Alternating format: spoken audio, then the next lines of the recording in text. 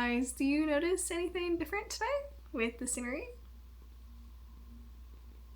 I was about to start filming this video when my cat came and just plopped down on my lap. So until further notice, he's going to be laying here while I tell you about all of the fantasy... What's going on? Like I was saying, until further notice, he is going to be here while I tell you... Hey, okay, alright, you might have to move. The culprit. Third time's a charm.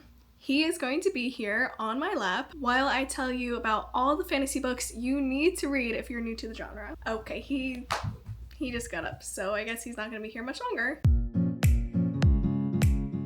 I created a list of fantasy books that I think would be good to start with if you're either new to the genre or you want to explore the genre a little bit more but you don't know where to start. Fantasy books are one of my personal favorite genres to read. I have read a lot of fantasy books, but there are still some popular ones that I haven't picked up yet, which I'm hoping to do this year sometime, but I have read a lot of them. We're gonna jump right into it. The first book series that I have for you is the Steelheart trilogy. I'm actually in the middle of reading this series. I've read the first book and I'm about halfway through the second book at this point, so I haven't finished the whole series yet, but I'm recommending you this series based off of book 1 because that book was so incredibly good. I feel like any new reader would love this book series, and I feel like the writing in this book is really simple and easy to understand. It's a good introduction into learning more about magic systems and just like the fantasy world building in general. I'm literally in the middle of reading book 2 right now and I'm loving it, and I've heard from other people that this book series is so good overall, so I feel very confident recommending it to you, especially because I've read the first book and I'm in the middle of the second book. It is a trilogy, so there's 3 books to it. In this book series, we're following our main character named David, who lives in a society that's divided in 2. On one side, you have the elites, people with unmatched power. They're called the epics, and they are ruling the world. Imagine a superhero, except they're not heroes because they are villains. The more they use their power, the more it corrupts their minds. And then on the other side, you have your normal, average people who have no power. Within the society, there is one epic specifically named Steelheart. He is untouchable, undefeatable, unkillable. The thing about the epics is that they all have one super unique to them weakness, but only one weakness, and that's the only way to kill them. And at a young age, our main character David witnessed his father be murdered by Steelheart. So on that day, David made a vow that one day he would watch Steelheart bleed. He would be the one to kill Steelheart. The story flashes forward to David now as a young adult, and he joins a team of rebels to basically plot and take down Steelheart, but first they have to find his weakness. This book has a super fun plot. The characters are amazing. They're funny, they're likable. I loved everything about all of the characters in this story, but most importantly, I feel like Brandon Sanderson, who is the author of this book series, his writing in this book is so good, I feel like, for a new reader in the fantasy genre. So that's why this is first on the list of recommendations, because when I was reading this book, I was thinking to myself that I wish I read this book series when I was first being introduced to the genre myself. I just feel like it's a perfect book to get your foot in the door within the fantasy realm. Okay, moving along, I want to recommend to you 2 book series that go hand in hand with each other. They are both separate series, but they both have an interconnecting world and characters, which is really cool. Those 2 book series are the Caraval series and the Once Upon a Broken Heart series. We're going to start with the Caraval series. This book series follows 2 sisters, but one sister in particular named Scarlet. Both sisters have lived on a tiny island their whole lives, but Scarlet has always dreamed of one day attending the Caraval, which is a faraway, once-a-year performance where the audience actually participates in the show through puzzles and magic. Until one year, an invitation arrives on their doorstep. Obviously, they decide that they can't miss out on this incredible opportunity. What Scarlet could have never prepared for, though, was that when she arrived at the Caraval with her sister was kidnapped by the Caraval's mastermind named Legend. And this year, the Caraval was set up a little bit differently. The audience would get clues to where Scarlet's sister was hidden, and the first person to find her would win the ultimate prize of the Caraval. Obviously, Scarlet is worried for her sister, but also totally encapsulated by this game of finding her. This book series is so fun. I loved playing along alone in this game that was set up within the Caravel setting, along with our main character, Scarlet. I felt like I was digging for clues alongside her. I was trying to piece together what happened to her sister. Stephanie Garber's writing style is so magical. It truly does make you feel like you're reading a fairy tale from your childhood. Sorry, my cat is back. Come on, you gotta move. Let's go down here again. As I was saying, Stephanie Garber's writing style, just the way she writes, her word choices, so magical. It really does make you feel like you're living in a fairy tale or you're reading a fairy tale from your childhood. I don't know how else to explain it. It just gives you that kind of nostalgia. I also want to mention that Steelheart and Caravel and Once Upon a Broken Heart and a few other ones on this list are all YA books, so they are no spice, closed door, but they are still so fun and entertaining to read about. Now I'm going to tell you about the Once Upon a Broken Heart book series. This book follows our main character named Evangeline, who is just a bubble of light, to be honest. I feel like that's the best way to describe her. She truly does believe that happy endings happen. She believes the best in people. She's so optimistic, just always looking for the light in the dark, the good in the bad. She is just such a good-hearted person, but she learns in the beginning of the book that the love of her life is about to marry someone else. So she strikes a deal with the infamous, wicked, but handsome Prince of Hearts to stop the love of her life from marrying another. In exchange for stopping the wedding from happening, the Prince of Hearts asks Evangeline to give him 3 kisses of his choosing when he wants and with who he wants her to kiss, if that makes sense. The deal is struck, Evangeline agrees, and she quickly learns that although it might have seemed like a simple exchange on the surface, the Prince of Hearts, named Jax, actually has a lot more in store for her than he originally let on. This book series has everything you would want in a fantasy. It has magic, it has amazing world building, it has incredible characters, it has high stakes, it has adventures, it has beautiful writing. It's just everything you could possibly want, all bundled up in this little book series. Like the others, it is a trilogy, so there's 3 to this entire series, and I just can't express enough how much I would recommend it. I personally loved this book series. It was a 5-star for me. It might be my favorite fantasy book series I've read to date.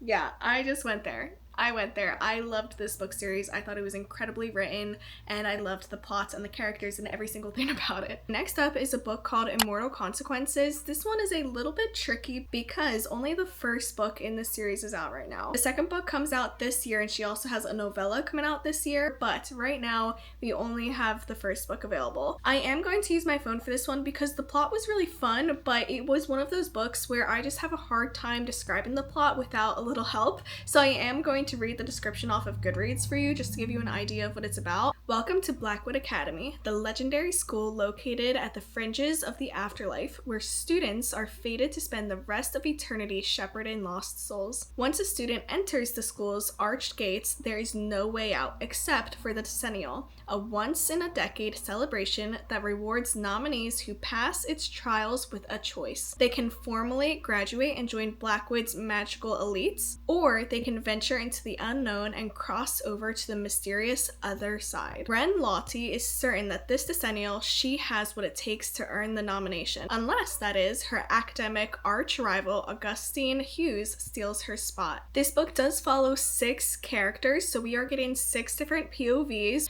which might sound a little bit overwhelming, but I will say that the way the author wrote this book, she really differentiated these characters. This book follows these 6 characters as they quickly figure out that this decade's decennial is not a celebration like they thought it would be. This one is actually a competition where they all have to compete against each other to win the ultimate prize. This book made it on the list even though not the entire series is fully out yet, because like Steelheart, not only was this book really fun, it had a good plot, it really caught you in the story, you really got reeled into the competition that these characters are competing in, but this book also, in addition to all of that, had really easy writing that just introduces you into the fantasy realm really nicely. Alright, the next book series I have to recommend to you is the Shatter Me series. You've got to be in it for the long haul if you're going to read this series, because there are a lot of books in this series. I actually don't know exactly how many books there are, but I think between the actual novels and the novellas, I want to say that there's like 8 or 9 books within this series, so lock in. This book series follows our main character named Juliet, who's been cursed with the power of lethal touch. Because of this curse, she hasn't touched anyone for over 200 days. Yeah. 200 days of no physical contact with anyone. The last time Juliet touched someone, she accidentally killed them, so the reestablishment, who is the government of this world, locked her up in a cell. The society is falling apart. Disease is running rampant. People are dying left and right. Birds don't fly anymore. The sky is the wrong color. Something's going wrong within the society that's causing all of this to happen. And the reestablishment has told everyone that the only way to fix things and make them go back to normal is by following their orders. Lots of people are dead, and there are whispers on the streets of a rebellion because they believe that the reestablishment has had a lot more to do with the downfall of society than they are letting on. So in hopes of ending this war before it ever starts, the reestablishment frees Juliet from her cell, and they hope to use her to shut down the rebels fighting against them. So now Juliet has a choice. She can either be a weapon, or she can be a warrior for the people and join forces with them to take down the reestablishment. That's the overall plot of this book series. I'm recommending it to you because I thought it was really fun. One thing I have yet to mention, I actually don't know how I've gone this long without mentioning it, is all of these recommendations that I'm giving you, every single one has some form of romance in it. Whether the romance is a major part of the story, whether it's more of a subplot, romance is involved in some way or another within all these book series. Alright, the next book series recommendation that I have for you is the Powerless trilogy. My neighbor's dog is going crazy, so if you hear him barking, try your best to just ignore it. He usually stops after a few minutes, so we're just gonna continue. Before I say anything more about the Powerless series, I just want to say that I know there's a lot of drama around this series because I think a lot of people say that it's like very similar to the Red Queen book series. I personally haven't read the Red Queen series. I don't really have interest in reading it, so that doesn't bother me at all, but I know it bothers some people, so I figured I would mention it. In this book series, again, society is divided in two. You have the elites, people with exceptional power, and you have the ordinaries, people who are powerless. The king of this society believes that the ordinaries are dwindling the elites' power, so he banishes all of the ordinaries from his kingdom. Our main character in this book series is Peyton, who is a thief by trade. She has survived in this kingdom for a while because from a young age she was trained to be very, very observant. So she claims to be someone with psychic power to blend in among the elites the best she can, until she finds herself thrown into the Purging Trials, which I believe is a once a year trial competition where multiple elites are selected and they basically have to fight against each other. One comes out on top, so Peyton is thrown into these trials against all of these elites with crazy power, and she is indeed powerless. This book series again has romance in it. I would say romance is somewhat of a big plot in this book series, which I really like. I ate the romance up in this book. The plot was really fun. Again, the writing is just the kind of writing that introduces you into magic systems and world building of fantasy books really well. So if it sounds interesting to you based off the description, I feel like you should pick it up. You would probably like it. I really liked it when I read it, and so I'm recommending it to you. I'm going to give you one last book series recommendation in this video, and that book series is the Lightlark trilogy. Or, I'm sorry, it's not a trilogy, it's a series. I believe there are 5 books in this series, but the last book has yet to been released yet. I think it's coming out either later this year or early next year, but the series overall is called the Lightlark series. This book series holds a very special place in my heart because this was actually the first fantasy book I ever read. It's what got me into the genre, and so I couldn't get away without mentioning it in this video. In this book, once every 100 years, the island of Lightlark appears to host a deadly game called the Centennial. The Centennial is a place where 6 rulers from different realms are invited to fight to break their kingdom's curse and win unmatched power. However, to break their realm's curse, one ruler has to die. This book has really high stakes, as you can tell. The story follows our main character named Isla. Well, I call her Isla, some people call her Isla. I don't know how you pronounce her name, but I'm gonna say Isla because that's just what I say in my mind while reading this book. Each realm has its own unique power and curse, so none of them are like the other. Because of that, each ruler has a very specific kind of power, which is why they're all coming together to try and break their curses, yada yada yada. Our main character, Isla, was born powerless, kind of similar to Peyton. She has no power, she's never had power, that just has never existed within her, so she has to go into the Centennial Centennial, knowing that she is going to be fighting against other powerful rulers who have unmatched power, and she just has to try and survive her way through it. To survive the Centennial, Isla has to lie, she has to cheat, and she has to betray, even as love complicates everything for her. The one thing I am going to warn you against with this book is that there is some spice in it. So the first book has, I would say, minimal spice. I think there is only one chapter, I think, with spice in it. However, as the series progresses, it does start to have more and more spice, which is really, for me personally, I'm not the biggest fan of spice. I just don't like to read about it. So when I noticed that the other books started to have more and more spice, I did start getting a little bit disappointed, but for me, the plot is just so good in itself that I'm able to overlook the spice in it and just enjoy the book for the politics and for the world building and for everything else that's in it. I'm a little bit biased, I think, also because it does have my personal